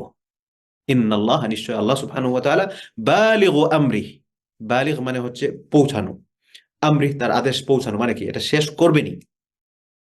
এই জন্য আমরা যাতে আল্লাহ সুবহানাহু ওয়া তাআলার উপর আমরা ভরসা করি। একবার একটা হাদিসে আহ রাসূলুল্লাহ সাল্লাল্লাহু আলাইহি ওয়াসাল্লাম বললেন তার সাহাবাদেরকে উদ্দেশ্য করে, তোমরা জানো কিছু মানুষ আছে তারা বিনা হিসাবে জান্নাতে যাবে, বিনা হিসাবে, 70,000 লোক বিনা হিসাবে জান্নাতে যাবে। তখন রাসূল সাল্লাল্লাহু আলাইহি ওয়াসাল্লাম বলতে গিয়ে বললেন যে আল্লাযীনা ইয়াদখুলুনাল জান্নাহ, তারা জান্নাতে প্রবেশ করবে, ইউরযাকুন, তারা সেখানে রিজিক প্রাপ্ত হবে, ফিহা বিগাইরি হিসাব, একেবারে আনলিমিটেড। তখন আল্লাহ রাসূলকে জিজ্ঞেস করা হলো, ইয়া রাসূলুল্লাহ, এরা কারা? তখন রাসূল সাল্লাল্লাহু আলাইহি ওয়াসাল্লাম বললেন, হুমুল্লাযীনা লা ইয়ারকুন, এই সকল মানুষ যারা হচ্ছে ঝাড়ফুঁক করে না। ঝাড়ফুঁক করে না মানে কি, হারাম ঝাড়ফুঁক করে না, কোনো একটা সমস্যার মধ্যে পড়ছে, জাদু টোনা বা এরকম কবিরাজের কাছে দিছে দৌড়, না, যারা এটা করে না। ওয়ালা ইয়াস্তারকুন, এবং এই যে জাদু টোনার চর্চা, এই সকল বিষয়ের সাথে নিজেদের কোনো সম্পর্ক নাই। ওয়ালা ইয়াতাতাইয়ারুন, এবং তাতাইয়ুর মানে হচ্ছে জ্যোতিষীমূলক যে সকল কর্মকাণ্ড আছে, বা লটারির মাধ্যমে কোনো কিছু কি করা, বা জ্যোতিষী ভবিষ্যৎ জেনে এটা কেমনে কি হবে, হাতের রেখা জেনে, বা এই সকল বিষয়ে জ্যোতিষী বিদ্যার সাথে যেগুলো জড়িত আছে আর কি, এগুলা থেকে এগুলার সাথে যার কোনো প্রকার কোনো সম্পর্ক রাখে না। ওয়া আলা রাব্বিহিম ইয়াতাওয়াক্কালুন, বরং সে তার রবের উপর তাওয়াক্কুল করে। তবে তাওয়াক্কুল করা মানে এই না যে আমি কোনো কিছু না করে হাত পা আড়ায় বসে থাকলাম যে আল্লাহ তো আমাকে খাওয়াবেন। হ্যাঁ, আল্লাহ তাআলা চাইলে অবশ্যই খাওয়াতে পারেন, অবশ্যই খাওয়াতে পারেন, কিন্তু এটা তাওয়াক্কুলের মেইন মেথড নয়। তাওয়াক্কুলের মেইন মেথড হচ্ছে, যেমন মনে করেন আমি হচ্ছে সৌদি আরবে যাব, এটার জন্য আল্লাহর উপর তাওয়াক্কুল করলাম, আমি সৌদি আরবে যাওয়ার জন্য ভিসা করার চেষ্টা করা, তারপর হচ্ছে টিকিট করার চেষ্টা করতে আমার এটার জন্য প্রসেস করতে হবে। এখন আমার কাছে টাকা নাই, টিকিট করবো, আমার কাছে তো টাকা নাই। আর টাকাটা কিভাবে অর্জন করা যায় সেটার জন্য আমি ফিকির করতে হবে। হঠাৎ করে দেখবেন আল্লাহ তাআলা একটা উসিলা আমার জন্য দিয়ে দিয়েছেন যে তুমি এই কাজ করার সাথে সাথে এই কাজটা, নতুন একটা ব্যবসা চলে আসছে আমার সামনে, বা নতুন একটা জব চলে আসছে, যেটা করে খুব ইজিলি আমি হচ্ছে টিকিটটা করে ফেলতেছি, এরকম। তার মানে না আমি সমস্ত সবকিছু বসে এখানে বসে আছি, সেটা তাওয়াক্কুল না। নাইলে ওই ব্যক্তির বিখ্যাত গল্পের মতো হয়ে যাবে। ব্যক্তি গেছে শেখের কাছে, শেখ আপনি আমার জন্য দোয়া করবেন, আল্লাহ তাআলা যাতে আমাকে একটা ছেলে দান করেন। শেখ দোয়া করে দিয়েছেন, পরের বছর ব্যক্তি আবার আসছে, সেম দোয়া চাচ্ছে, শেখ আমার জন্য দোয়া করবেন, আল্লাহ তাআলা যদি আমাকে একটা ছেলে দান করেন। শেখ দোয়া করে দিয়েছেন, 3 নম্বর বছর আবার আসছে, শেখ আপনি আমার জন্য দোয়া করবেন, আল্লাহ তাআলা যাতে আমাকে একটা ছেলে দান করেন। তো শেখ কোন লোককে ডেকে নিলেন, বললেন তুমি বারবারই এই যে দোয়া চাও, তো তোমার কি ওয়াইফের কোনো সমস্যা, এর জড়িত কোনো চিকিৎসা কি নিয়েছো? তখন বললো শেখ, ওয়াইফের চিকিৎসা মানে আমার তো ওয়াইফই নাই, আমার তো বিয়ে করি নাই। তো বিয়ে না করে আপনি যদি পুরা জিন্দেগি আল্লাহর উপর তাওয়াক্কুল করে বসে থাকেন যে আল্লাহ সুবহানাহু ওয়া তাআলা আপনাকে ছেলে দান করবেন বা মেয়ে দান করবেন বা সন্তান দান করবেন, এই তাওয়াক্কুল আপনি ওই আপনার মনের তাওয়াক্কুল নিয়ে বসে থাকতে পারেন, জিন্দেগিতেও কাজ হবে না। তাওয়াক্কুলের মানে এটা নয়। তাওয়াক্কুলের মানে হচ্ছে আপনাকে আমাকে রিজন তৈরি করতে হবে। রিজন তৈরি করার পর আল্লাহর উপর তাওয়াক্কুল করতে হবে, এবং এই রিজনটা হচ্ছে তাওয়াক্কুলেরই একটা অংশ। ওমর রাদিয়াল্লাহু আনহু একবার দেখলেন কিছু মানুষ তার খেলাফতকালে মসজিদের মধ্যে বসে আছে। ওমর জিজ্ঞেস করলেন, কি ব্যাপার, তোমরা এখানে কি? বলে না, আমরা তো আল্লাহর উপর তাওয়াক্কুল করে বসে আছি, আল্লাহ তাআলা আমাদেরকে খাওয়াবেন পড়াবেন। ওমর রাদিয়াল্লাহু আনহু এদেরকে জিজ্ঞেস বললেন যে বিকালে যদি আমি আইসা তোমাদেরকে এখানে দেখছি, একটারও পিঠের চামড়া থাকবে না, বললাম সবগুলো কাজে যাও। যাই হোক, তো ইমানের 13 নম্বর শাখা মনে হয়, যে 13 নম্বর শাখাটা হচ্ছে তাওয়াক্কুল আলাল্লাহ, আল্লাহ সুবহানাহু ওয়া তাআলার উপর ভরসা করা। ইমানের 14 নম্বর শাখা হুব্বু রাসূলিল্লাহি সাল্লাল্লাহু আলাইহি ওয়াসাল্লাম, রাসূল সাল্লাল্লাহু আলাইহি ওয়াসাল্লামকে ভালোবাসা। আল্লাহ রাসূল সাল্লাল্লাহু আলাইহি ওয়াসাল্লাম বলেন, লা ইউমিনু আহাদুকুম, তোমাদের মধ্যে কেউ মুমিন হতে পারবে না, হাত্তা আকুনা আহাব্বা ইলাইহি মিন ওয়ালিদিহি ওয়া ওয়ালাদিহি ওয়ান নাসি আজমাইন, যতক্ষণ পর্যন্ত না আমি তার সন্তান সন্ততি, তার পরিবার পরিজন, তার পিতামাতা, তার অন্যান্য যত মানুষ আছে, তার প্রিয়জন, সবার চেয়ে যতক্ষণ পর্যন্ত না আমি তার কাছে সবচেয়ে বেশি প্রিয় হচ্ছি, ততক্ষণ পর্যন্ত সে পরিপূর্ণ মুমিন হতে পারবে না। এখন আপনি আমি যদি পরিপূর্ণ মুমিন হতে চাই, আপনি আমি পরিপূর্ণ মুমিন হওয়ার জন্য আমার সামনে দরজা যেগুলো খোলা আছে, এই মনে করেন 77টা শাখা তো ইমানের, 77টা দরজা, এই দরজার 14 নম্বর যে দরজা, সেটা হচ্ছে রাসূল সাল্লাল্লাহু আলাইহি ওয়াসাল্লামকে ভালোবাসা। এবং রাসূল সাল্লাল্লাহু আলাইহি ওয়াসাল্লামকে ভালোবাসাটা হচ্ছে আল্লাহ তাআলার সাথে ভালোবাসার সাথে সম্পৃক্ত। সেই বিখ্যাত আয়াত যেটা আপনারা বাংলাদেশে ওয়াজ মাহফিলে বিভিন্ন সময় শুনে থাকেন, অধিকাংশ হুজুররা দেখা যায় এই আয়াতের উপর ওয়াজ করেন, কুল ইন কুনতুম তুহিব্বুনাল্লাহ, যদি তোমরা আল্লাহকে ভালোবেসে থাকো তাহলে ফাত্তাবিউনি, হে নবী আপনি মানুষদেরকে বলে দিন এরা যদি আল্লাহকে ভালোবাসে তাইলে যাতে আল্লাহ রাসূলের অনুসরণ করে। ইউহিব্বুকুমুল্লাহ, তাহলে আল্লাহ সুবহানাহু ওয়া তাআলা তোমাদেরকে ভালোবাসবেন। তো আল্লাহ রাসূলের অনুগত্যের মধ্যে হচ্ছে আল্লাহর ভালোবাসা, এবং আল্লাহ রাসূলের অনুগত্য আমরা কখন করব? যখন আমি রাসূল সাল্লাল্লাহু আলাইহি ওয়াসাল্লামের প্রতি আমার ভালোবাসাটা থাকবে। তো একটা আরেকটার সাথে পরিপূরক আর কি। তো আল্লাহ রাসূল সাল্লাল্লাহু আলাইহি ওয়াসাল্লাম বলছেন, লা ইউমিনু আহাদুকুম, তোমাদের মধ্যে কেউ ততক্ষণ পর্যন্ত মুমিন হতে পারবে না যতক্ষণ পর্যন্ত না আমি তার সন্তান সন্ততি, তার পিতামাতা, তার অন্যান্য মানুষজন, প্রিয়জন সবার চেয়ে প্রিয় হচ্ছে। ওমর রাদিয়াল্লাহু আনহু একদিন আল্লাহ রাসূলের সামনে আসেন, তো বললেন, ইয়া রাসূলুল্লাহ, আমি আপনাকে খুব ভালোবাসি, কিন্তু আমার পরিবার পরিজনের চেয়ে বেশি না। আল্লাহ রাসূল বললেন, ওমর, তার মানে হচ্ছে তুমি এখন পর্যন্ত পুরোপুরি মুমিন হও নাই। কারে বলছেন চিন্তা করছেন? ওমর রাদিয়াল্লাহু আনহু, যারে শয়তান দেখলো এই রাস্তায় ভয় যায় না। ওমর রাদিয়াল্লাহু আনহু চলে গেলেন, অনেকক্ষণ পর আবার আসলেন, এসে বললেন, ইয়া রাসূলুল্লাহ, আমি এখন মনকে বুঝে যে সমস্ত সবকিছু ঠিক করে আসছি, এখন আমি আপনাকে আমার সমস্ত সবকিছুর চাইতে আপনাকে বেশি ভালোবাসি। আল্লাহ রাসূল বললেন, ওমর, এবার তোমার ঈমান ঠিক আছে।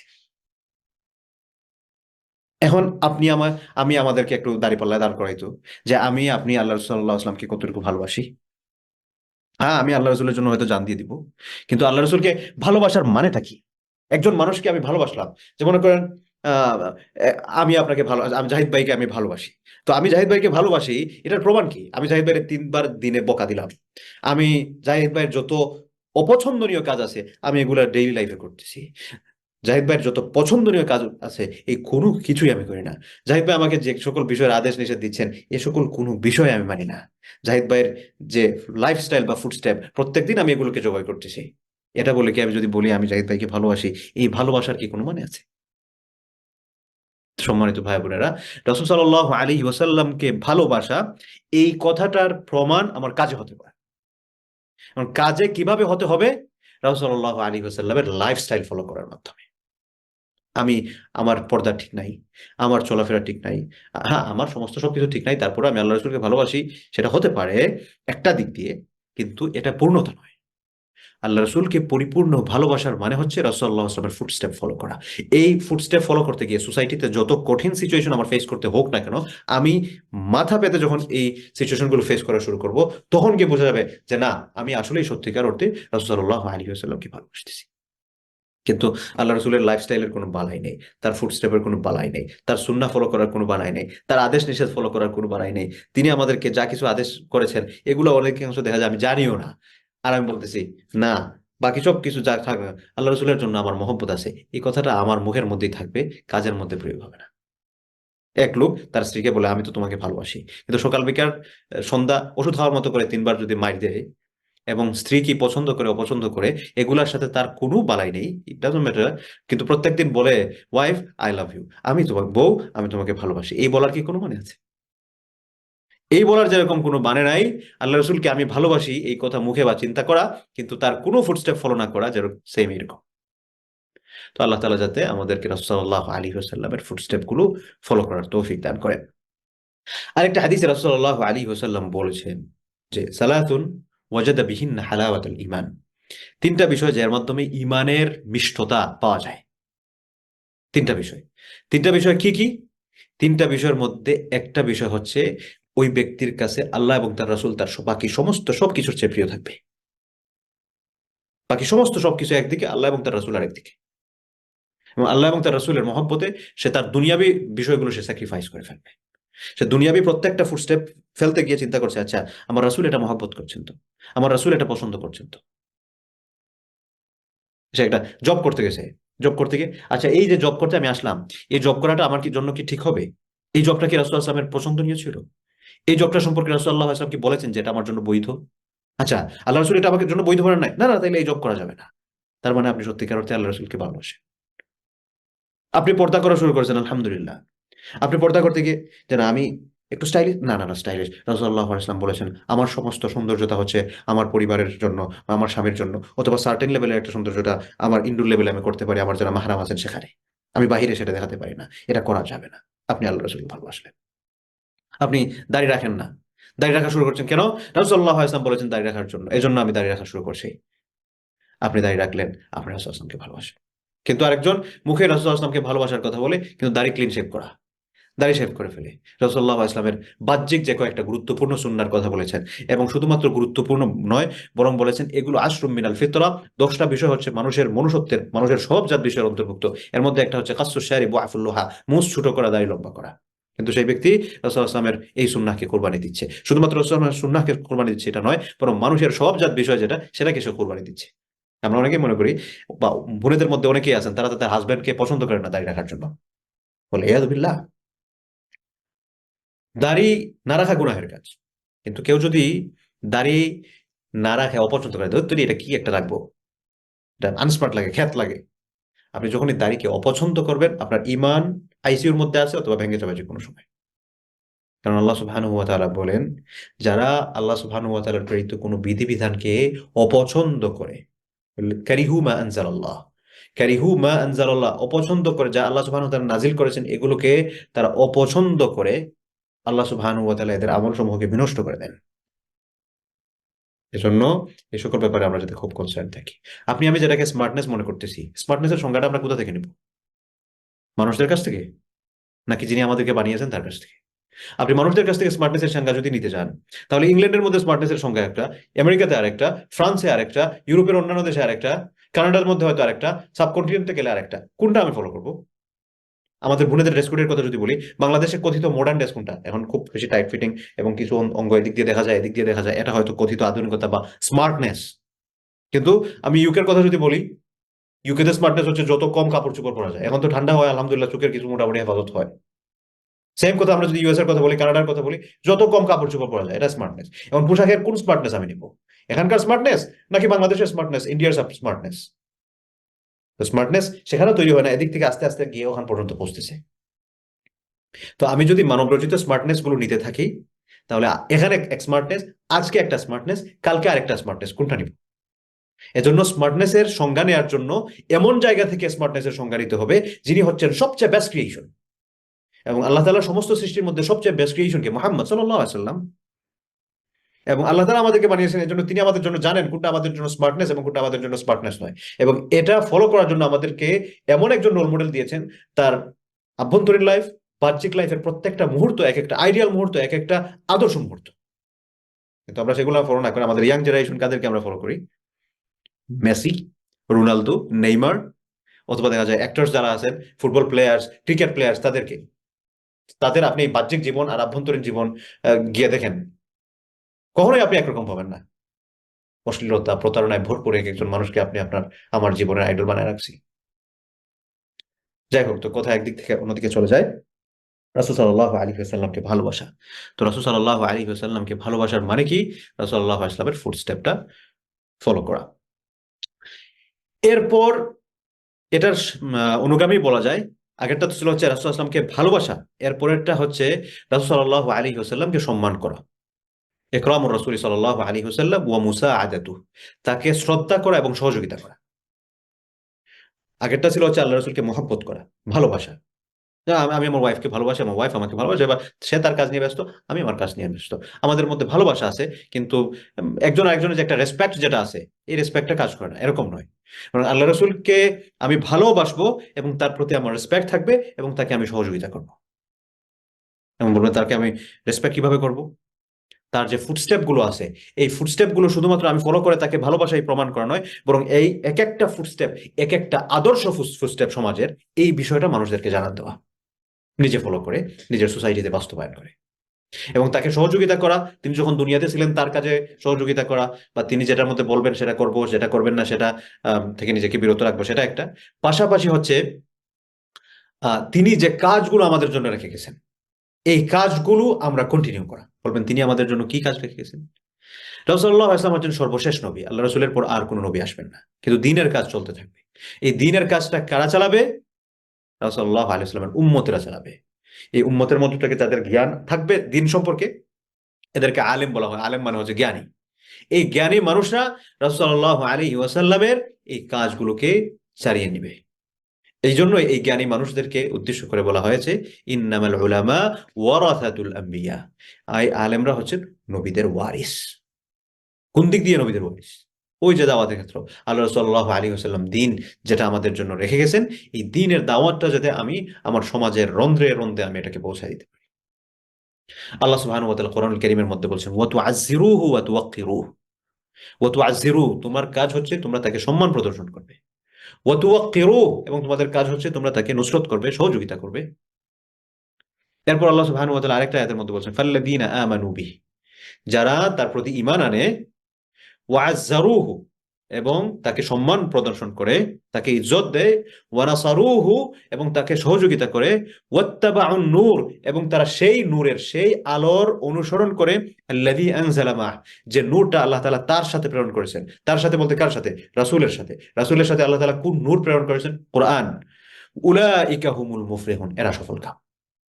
এখন যদি আমরা বলি সফলতা, জীবনে সফলতার শর্ত কি? সফলতার যে কয়েকটা শর্ত আছে, এই কয়েকটা শর্তের মধ্যে একটা শর্ত হচ্ছে আল্লাহ সুবহানাহু ওয়া তাআলাকে সম্মান করা, আল্লাহ সুবহানাহু ওয়া তাআলাকে রাসূল সাল্লাল্লাহু আলাইহি ওয়াসাল্লামকে সম্মান করা এবং রাসূল সাল্লাল্লাহু আলাইহি ওয়াসাল্লামকে সহযোগিতা করা। উলাইকা আল্লাযীনা আমানু বিহি, যারা তার উপর ঈমান আনে, ওয়া আযযারুহু, এবং তাকে সম্মান করে, ওয়া নাসারুহু, তাকে সহযোগিতা করে, ওয়াত্তাবাউন নূর, এবং ওই আলোর অনুসরণ করে, আল্লাযী উনজিলা মাআহ, যেটা তার সাথে অবতীর্ণ হয়েছে, উলাইকা হুমুল মুফলিহুন, এরা হচ্ছে সফলকাম। এরপর তাকে যে আমরা বললাম শ্রদ্ধা করতে হবে, এই শ্রদ্ধা বিষয়ে আরো কিছু এক্সাম্পল আল্লাহ রাসূল সাল্লাল্লাহু আলাইহি ওয়াসাল্লাম হাদিসে তো আছেই, কোরআন কারীমেও আল্লাহ সুবহানাহু ওয়া তাআলা আমাদেরকে দিয়েছেন। যেমন একটা আয়াতের মধ্যে বলেছেন লা তাজআলু দুআ আর-রাসূল, লা তাজআলু দুআ আর-রাসূল, তোমরা যে নবীকে ডাকবে, এই নবীকে ডাকতে গিয়ে এরকম ডাইকো না যে তোমরা একজন আরেকজনকে যেরকম সম্বোধন করো। লা তাজআলু দুআ আর-রাসূলি বাইনাকুম কাদুআই বা'দিকুম বা'দা, তোমরা একজন আরেকজনকে যেরকম ডাকো, এই অমুক ভাই, মনে করেন জাহিদ ভাই, ওয়ালিদ ভাই, জাহিদ ভাই, এরকম আমরা যেরকম একজন আরেকজনকে সম্বোধন করি, এরকম যাতে না হয়, বরং আল্লাহ রাসূলের সাথে যাতে ইজ্জতের সাথে। এই আয়াতটা নাজিল হওয়ার একটা প্রেক্ষাপট আছে। একবার এক লোক আল্লাহ রাসূল সাল্লাল্লাহু আলাইহি ওয়াসাল্লামকে এমনি ডাকতেছে, এ মুহাম্মদ, মুহাম্মদ।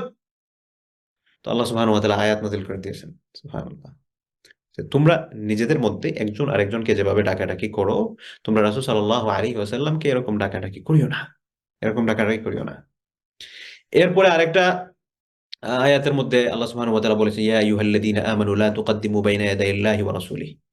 একবার রাসূল সাল্লাল্লাহু আলাইহি ওয়াসাল্লাম বসে কথা বলতেছিলেন, তো কিছু লোক আল্লাহ রাসূলকে ইন্টারাপ্ট করতেছিলেন। আল্লাহ রাসূল এটা কি, এটা কি, এটা কি, আমরা কথা বলতে গেলে ইন্টারাপ্ট হয় না? আমি কথা বলতেছি, এখানে মনে করেন পাঁচজন যদি মাইক অন করে হঠাৎ করে অনেক কিছু বলা শুরু করেন, তাহলে তো আমি ইন্টারাপ্টের শিকার হব। তো আল্লাহ রাসূল যখন কথা বলতেছিলেন, অনেক সাহাবীরা মাঝখানেও কথা বলতেছিলেন। আল্লাহ সুবহানাহু ওয়া তাআলা কোরআন কারীমে আয়াত নাযিল করে দিয়ে বলছেন ইয়া আইয়ুহাল্লাযীনা আমানু, হে ঈমানদারগণ, লা তুকদ্দিমু বাইনা ইয়াদাইল্লাহি ওয়া রাসূলিহি, তোমরা আল্লাহ এবং তার রাসূলের চেয়ে বেশি অগ্রসর না, তাদেরকে ইন্টারাপ্ট করো না। ওয়াত্তাকুল্লাহ, এবং তোমরা আল্লাহ সুবহানাহু ওয়া তাআলাকে ভয় করো। এবং কথা বলতে গিয়ে তোমাদের ভয়েসটা যাতে উঁচু না হয়, ইয়া আইয়ুহাল্লাযীনা আমানু লা তারফাউ আসওয়াতাকুম ফাওকা সাওতিন নবী, তোমার কণ্ঠ যাতে আল্লাহ রাসূলের কণ্ঠের উপরে, এই ভয়েসটা যাতে মোর রেইজ এরকম যাতে না হয়, তুমি আরো বেশি আওয়াজে আল্লাহ রাসূলের কথার উপর কথা বলতেছো এরকম যাতে না হয়। তো এখান থেকে আমরা রাসূল সাল্লাল্লাহু আলাইহি ওয়াসাল্লামকে কথা বলা, তার সাথে কথা বলার বা তার সাথে কমিউনিকেশন করার কিছু আদাব আমরা শিখলাম। তো এই আদাবগুলো মেনটেন করা, এগুলো হচ্ছে ঈমানের উপর টিকে থাকার অন্যতম একটা মাধ্যম এবং ঈমানের একটা গুরুত্বপূর্ণ শাখা। গেল 15 নম্বর শাখা। ঈমানের 16 নম্বর শাখা হচ্ছে সুবুত আলাল ইসলাম, ইসলামের উপর সর্বাবস্থায় অটল থাকা। যে কোনো হার্ড সিচুয়েশন, সর্বাবস্থায় ইসলামের উপর, বাকি সমস্ত যাই কিছুই হোক ইসলামের সাথে নো কম্প্রোমাইজ। বাকি যা কিছুই হোক, ভাই আমি কষ্টে আছি, ঠিক আছে, কষ্টে আছি, সবর করতেছি। আমি ঠিকঠাক মতো উপার্জন করতে পারছি না, ঠিক আছে, যেভাবে চলছে আল্লাহ চালাচ্ছেন। আমি বিয়ে করার ক্ষেত্রে স্ট্রাগল করতেছি, ঠিক আছে, যেভাবে হচ্ছে তো হচ্ছে না, এটা দেখা যাবে। কিন্তু ইসলামের সাথে আমার কোনো প্রকার কম্প্রোমাইজ হবে না। ইসলামের সাথে আমার কোনো প্রকার কোনোভাবে আমি ইসলামকে অ্যাডজাস্ট করতে যাবো, এটা যাতে না হয়। কিন্তু এটা অধিকাংশ ক্ষেত্রেই দেখা যায়, আমাদের সোসাইটি বলেন বা আমাদের লাইফস্টাইল বলেন, যে ইসলামটা হয়ে গেছে আমাদের ওই যে বলে না গরিবের বউয়ের মতো, যে গরিবের বউ সবার ভাবি একটা প্রবাদ থাকে ওই রকম, যে বাকি সমস্ত সবকিছু করার পর এখন আমার হাতে কিছু সময় আছে, এখন একটু ইসলাম পালন করা যায় কিনা একটু দেখি। এটা ইসলামের মৌলিক দাবি নয়, এটা ইমানের শাখা নয়। আপনি এই কাজ করতে যাচ্ছেন, তার মানে হচ্ছে আপনি ইমানের মধ্যে পরিপূর্ণভাবে নিজেকে প্রতিষ্ঠিত করতে পারেন নাই। বরং আপনার আমার দৃষ্টিভঙ্গি এরকম থাকবে যে যাই হোক না কেন, বাকি যত কিছুর সাথে আমার অ্যাডজাস্ট করতে হয়, যত কিছুর সাথে আমার কম্প্রোমাইজ করতে হয়, কিন্তু এই ক্ষেত্রে এসে আমি আমার কোনো কম্প্রোমাইজ চলবে না, সেটা হচ্ছে দিনের সাথে। আগে দেখবো দিন আমাকে কি বলছে সেটা করব, দিনের সাথে কোনো কম্প্রোমাইজ নাই। জব করতে গিয়ে দেখা যায় নামাজ কাজা হয়ে যায়, আমি চিন্তা করলাম আচ্ছা জব তো জরুরি, আমার তো খাওয়া দাওয়া চালাইতে হবে, নামাজটা কাজা হয়ে যায়, আচ্ছা সবকিছু কাজে আদায় করে ফেল। No, no, no, never. আপনি আগে নামাজ এনশিওর করতে হবে, যে নামাজ আমার পড়তে হবে, পরে চাকরি থাকলে থাকুক নাই, কিন্তু আমার নামাজ এখন পড়ে ফেলতে হবে, নামাজ পড়তে হবে। আমার বিয়ে করা জীবনে জরুরি, এখন বিয়ে করতে গিয়ে আমি লাইফ পার্টনার পাচ্ছি না দিনদার ব্যক্তি, বললেন যে না আমি দরকার হয় বিয়েই করবো না, কিন্তু দিনদার ছাড়া বিয়ে করবো না, বিয়ে করতে হবে। আচ্ছা দিন মানলে মানুক না মানে না, বিয়ে একটা করে নেই, এটা মুমিনের সিফাত হতে পারে না। সে উপার্জন করছে, উপার্জন করতে গিয়ে হালাল হারামের কোনো বাছাই নাই, এটা ইমানের বৈশিষ্ট্য, ইমামের একজন ইমানদারের বৈশিষ্ট্য হতে পারে না। যত টাকাই হোক, যতটা প্রয়োজনই হোক, সে আগে চিন্তা করবে যে এটা আমি ইমানদার হিসেবে গ্রহণ করতে পারি কি পারি না। তো ইসলামের উপর অটল থাকা মানে কি? ইসলামের প্রত্যেকটা বিধিবিধান এর সাথে নিজেকে অ্যাডজাস্ট করা, বরং এই বিধিবিধানগুলোকে নিজের সাথে অ্যাডজাস্ট না করা, বরং নিজেকে ওই বিধিবিধানের সাথে অ্যাডজাস্ট করা, যে এটা আমার মানতে হবে, বাকি সবকিছু আমি ওইরকম গুছিয়ে নেবো। আমার একটা সময় জোহরের নামাজ আছে, আচ্ছা আমি কাজে যাচ্ছি, কাজ কতক্ষণ করবো বা কিভাবে করবো সেটা আমি অ্যাডজাস্ট করবো, কিন্তু নামাজ আমি একটা সময় আমার পড়তে হবে, আমি নামাজ কাজা করতে পারবো না। এই বিষয়গুলো যখন আপনি দিনের জন্য যখন কম্প্রোমাইজ করা শুরু করবেন, এটার কোনো শেষ নাই। কয়টা কম্প্রোমাইজ করবেন?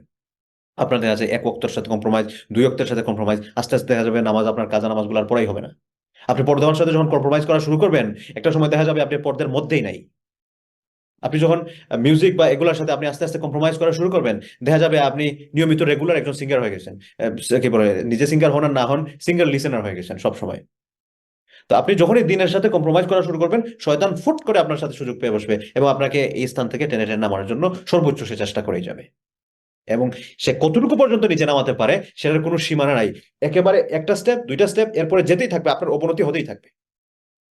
এজন্য আপনি আমি যদি দিনের সাথে কম্প্রোমাইজ না করি, দেখবেন এটা আমার জীবনে আপনার জীবনে বারাকা নিয়ে আসবে। এজন্য আমরা যাতে দিনের উপর অটল থাকি।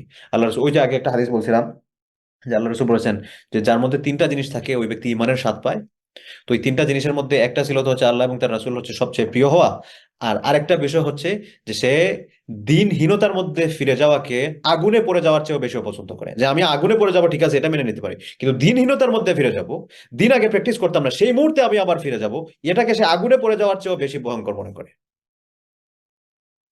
তো এই জন্য ইসলামের উপর আমরা যাতে সব সময় অটল থাকি। আর এই যে কম্প্রোমাইজের কথা বললাম, এই কম্প্রোমাইজের একটা চাক্ষুষ উদাহরণ আমি আজকে বলা যায় এবং এটার মাধ্যমে আমরা ইনশাআল্লাহ শেষ করে দিব। চাক্ষুষ একটা উদাহরণ হচ্ছে সৌদি আরব।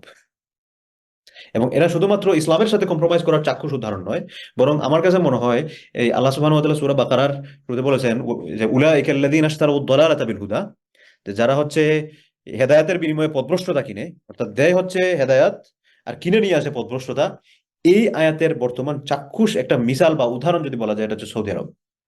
রাসূলুল্লাহ সাল্লাল্লাহু আলাইহি ওয়াসাল্লাম তাদের মধ্যে প্রেরিত হয়েছেন, যার কারণে তারা ইসলামের সবচেয়ে বেশি কাছে ছিলেন এবং ইসলামকে সবচেয়ে বেশি ধারণ করার ক্ষেত্রেও তারা এগিয়ে ছিলেন।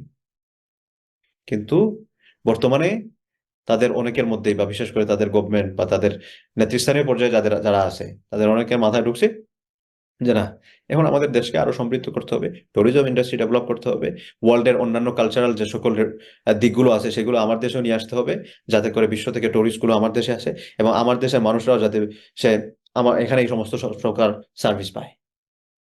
অথচ এই গাধারা বুঝতে পারছে না সমস্ত সবকিছু যে আল্লাহ তাআলার পক্ষ থেকে আসে। এই সৌদি আরব এখন যে তাদের অর্থনৈতিক সমৃদ্ধি, এই অর্থনৈতিক সমৃদ্ধিগুলো তো এই মনে করেন 50-60 বছর বা 100 বছর আগে ছিল না। আগেকার যুগে যারা জাহাজে হজ করতেন, আপনাদের সিনিয়রদেরকে জিজ্ঞেস করবেন, মানুষজন দেখা যেত যে জাকাতের টাকা নিয়ে যাচ্ছে ওখানে বিতরণ করার জন্য, এরকম অবস্থা ছিল। কিন্তু আল্লাহ তাআলা তাদেরকে খনিজ সম্পদ দিয়ে তাদেরকে এই পরিমাণ অবস্থায় নিয়ে আসছেন। কারণ তাদের মনে হচ্ছে যদি কখনো খনিজ সম্পদ শেষ হয়ে যায়, তাদের আল্লাহর উপর থেকে তাওয়াক্কুল সরে গেছে। এরপরে তারা কম্প্রোমাইজ করা শুরু করলো। এখন কম্প্রোমাইজ, ওই যে বলছিলাম, দিনের সাথে যখন আপনি কম্প্রোমাইজ করা শুরু করবেন, এটার কোনো শেষ নাই। কারণ তারা দিনের একটা বিধানের অল্টারনেটিভ, একটা না হলে একটা, একটা না হলে একটা। কোনো ইমাম যদি ভালো কথা বলেন, কোনো শেখ যদি খুব হার্ডলি কোনো কিছু বলেন, তাদেরকে জেলের মধ্যে ঢুকাই দিচ্ছে। তো এরা এই পথভ্রষ্টতা কিনে নিয়ে আসছে হেদায়েতের মতো। তাদের কাছে হেদায়েত ছিল, কিন্তু হেদায়েত গুলো সেল করতেছে। রাসূলুল্লাহ সাল্লাল্লাহু আলাইহি ওয়াসাল্লামের যুগে একটা মেলা হতো, এটার নাম হচ্ছে উকাজ মেলা। তো সেই জাহিলিয়াতের যুগের উকাজ মেলার মতো বর্তমান নব্য জাহিলিয়াতের যুগের রিয়াদ সিজন নামে একটা সিজন তারা আয়োজন করছে, যেখানে আল্লাহ রাসূল সাল্লাল্লাহু আলাইহি ওয়াসাল্লামের এই স্মৃতি বিজড়িত পূর্ণভূমির মধ্যে ওয়ার্ল্ডের সকল নষ্টগুলোকে নিয়ে এসে তাদের এই জেনারেশনগুলোকে নষ্ট বানাচ্ছে। এবং তারা যেটা মনে করতেছে তাদের দেশের উন্নতি হবে, এই কয়েকটা বছর পরে তাদের যে বর্তমান ইয়াং জেনারেশন আছে, প্রত্যেকটা মানুষের দেখা যাবে ক্যারেক্টারগুলো তলানিতে গিয়ে বসবে।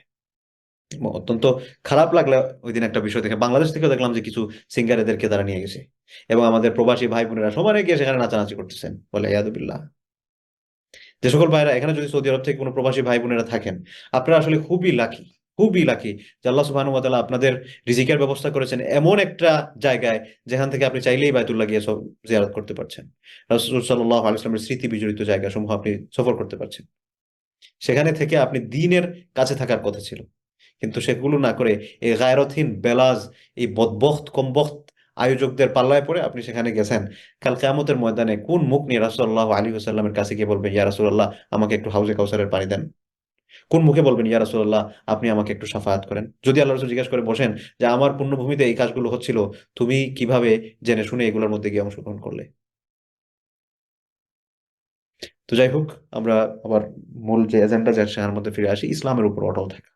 তো আমাদের ইসলামের সাথে যদি আমি কম্প্রোমাইজ করা শুরু করি, ইসলামের সাথে কম্প্রোমাইজ শুরু করলে আপনি আমি জীবনে এক স্টেজ দুই স্টেজ করে করে আমাদের অপদস্থতা এবং অধপতন হতে থাকবে।